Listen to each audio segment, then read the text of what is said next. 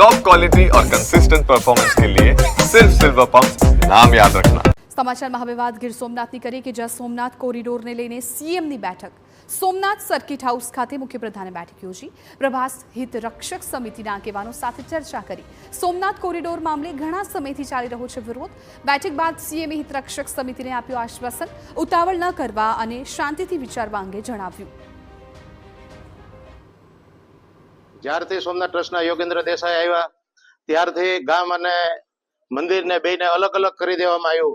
આજે ગામમાં આક્રોશ એટલો નીકળ્યો કે આજે 3 વર્ષથી ગામની હારે એક મીટિંગ કરી હોય, ગામના 5 આગેવાનોને એને બોલાવ્યા હોય તો કે આજે તંત્ર હારે સરકાર હારે એને ઘર્ષણ ઊભું કરી દીધું કે આજે એમને પોતાએ 3 વર્ષથી કોઈને મળતા નથી, જેથી કરીને એ પણ હવે સીએમ સાહેબને રજૂઆત કરી કે એમની જગ્યાએ વિકલ્પ આમનો વિચારવો જોઈએ। એ માણસ છે એ મંદિરમાં ન ચાલે, આ એક ધાર્મિક માણસ હોવો જોઈએ, એવો માણસની અહીંયા મંદિરમાં તમારે નિમણૂક કરવી જોઈએ।